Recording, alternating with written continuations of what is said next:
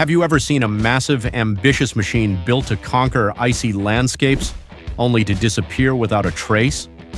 There are vehicles designed to change the course of exploration history, but they eventually sank into oblivion. What happened to them? Why were these multi-million-dollar projects, the culmination of brilliant minds' work, canceled? In this video, we'll dive deep into the world of 9 forgotten snow machines to find the answers. Stay with us until the very end so you don't miss the strangest vehicle in history. And don't forget to hit the subscribe button and turn on notifications to explore more fascinating stories with me. The Rhino is one of the most bizarre and impressive all-terrain vehicles ever built. Born in the 1950s, this vehicle was designed with the goal of revolutionizing travel on any terrain, especially swamps and snow. The most distinctive feature of the Rhino was its massive screw-like wheels instead of conventional tires or tracks. This design allowed it to twist its way over both land and water, creating a truly unique sight. The ingenuity of inventor Eli Agnides wowed the media of the time. However, this very uniqueness was the Rhino's Achilles heel. While it moved well on soft surfaces, the vehicle became nearly impossible to control on paved roads. The steering system was overly complex and imprecise, rendering it impractical for commercial or military purposes. Furthermore, the fabrication and maintenance of these screw-like wheels were incredibly expensive and technically demanding. Its inefficiency on hard surfaces and excessive production costs made the Rhino unable to compete with conventional vehicles. Although a technical masterpiece, the Rhino ultimately remained at the experimental stage. It proved that an idea could work but wasn't practical. The Rhino's fate shows that sometimes excessive innovation can lead to commercial failure. The Christy Snowcat, born in the 1950s in Colorado, was known as one of the most intelligently designed snow vehicles of its time. Instead of using a fixed track system, the Christy had the unique ability to raise or lower each track independently to keep the vehicle level on steep slopes. This feature allowed it to navigate complex terrain more smoothly than its rivals.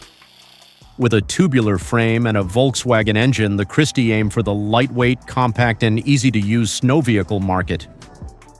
However, the Christy Snowcat faced numerous production issues. Its output was consistently low due to the complexity of its control system and high costs. Although designed for climbing, the vehicle struggled on very steep slopes, limiting its usability in rugged mountainous areas. Additionally, the use of a German-made Volkswagen engine prevented Christy from selling to the U.S. military.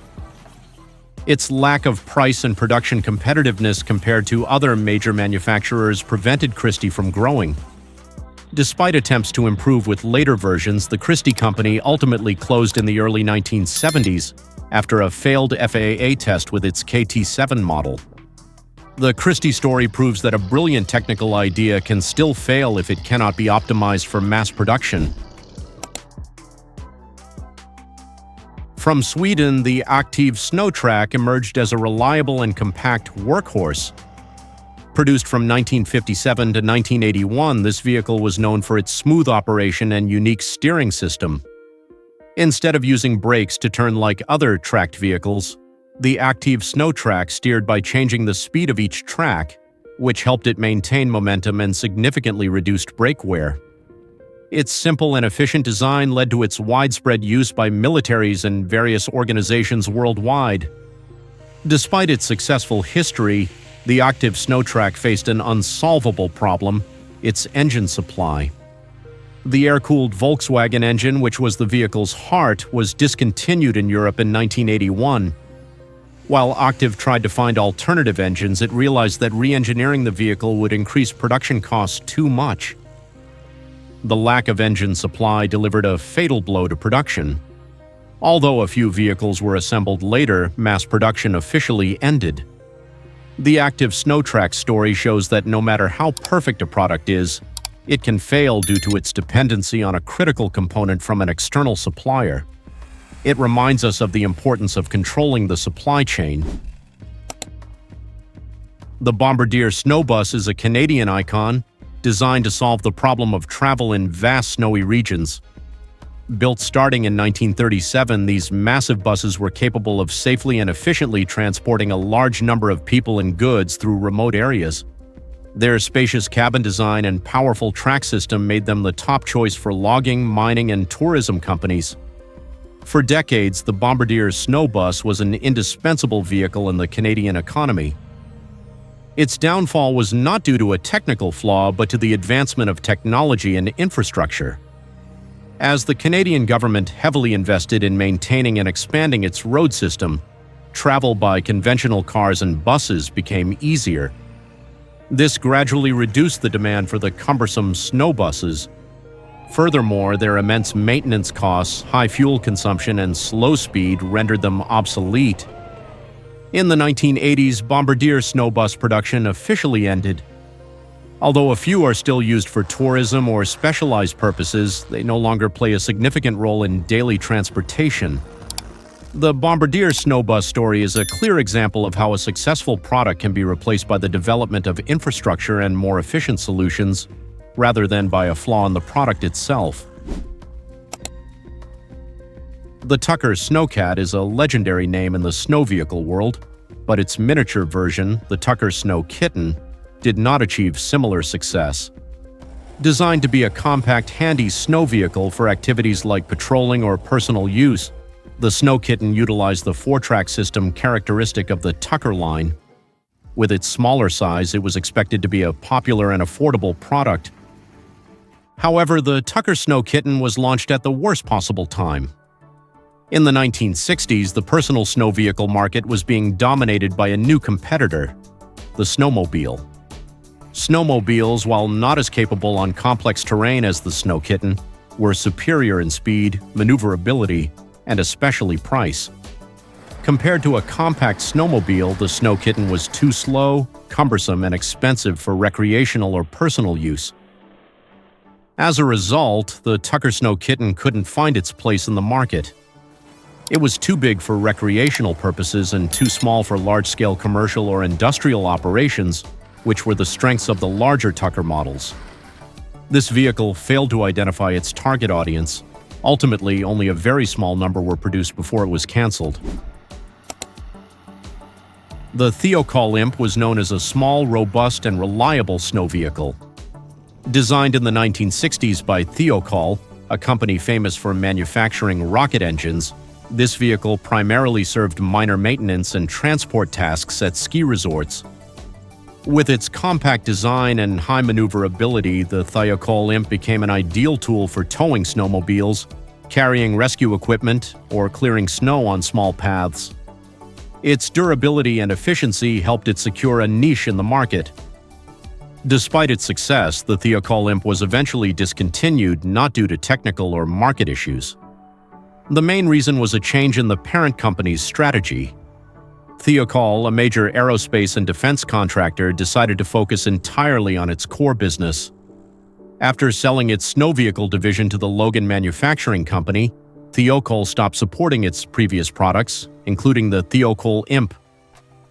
Declining sales and the lack of support from the parent company led to the end of this compact snow vehicle. The Thiokol Imp is a prime example of how a successful product can be killed off when its manufacturing company decides to pivot its business focus.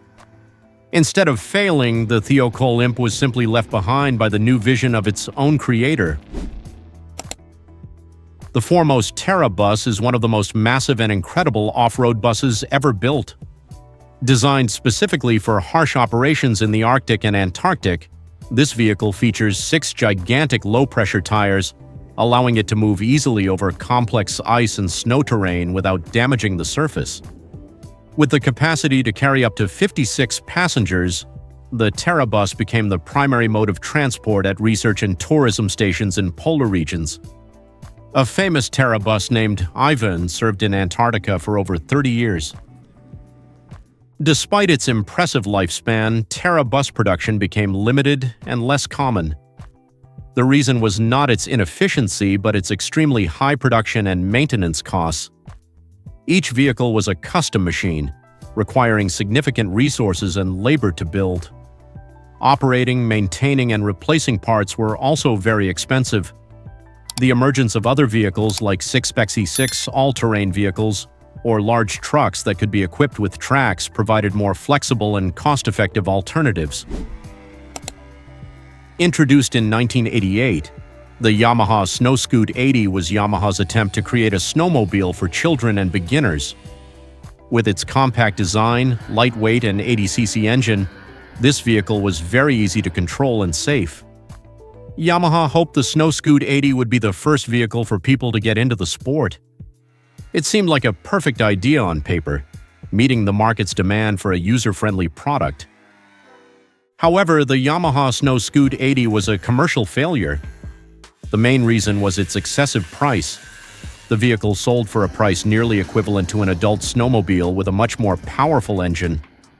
Consumers, especially parents, found it unreasonable to invest a large amount of money in a vehicle that would only be useful for a few years. They tended to buy larger snowmobiles that the whole family could use. The disappointingly low sales led Yamaha to quickly discontinue the Snow Scoot 80. The failure of this vehicle demonstrates a classic lesson. No matter how well-designed or great the idea is, a product cannot succeed without a competitive pricing strategy. The Antarctic snow cruiser is arguably the most famous story of an ambitious failure. Built in 1939, this massive 17-meter-long machine was an advanced mobile laboratory designed to explore deep into the Antarctic continent. With its 4 large retractable wheels, it was expected to travel easily on ice and snow, carrying fuel and research equipment for years. It was envisioned as a house on wheels of the future.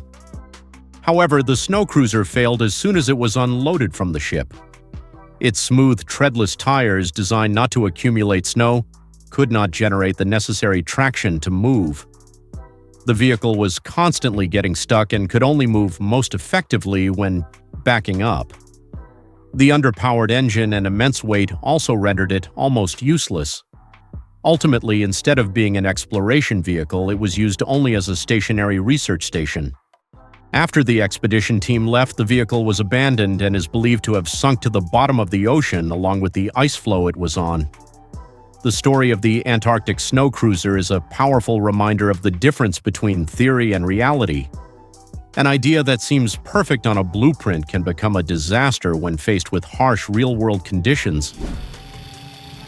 And those are the 9 stories of forgotten snow machines. From the bizarre screw-like Rhino to the massive Bombardier Snow Bus, from the tiny snow Kitten to the ambitious Antarctic snow cruiser.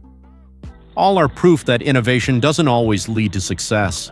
Sometimes a small technical flaw, a misguided strategy, or simply the changing of the times is enough for a legend to sink into oblivion. If you love stories like these, be sure to subscribe to the channel to explore more with me.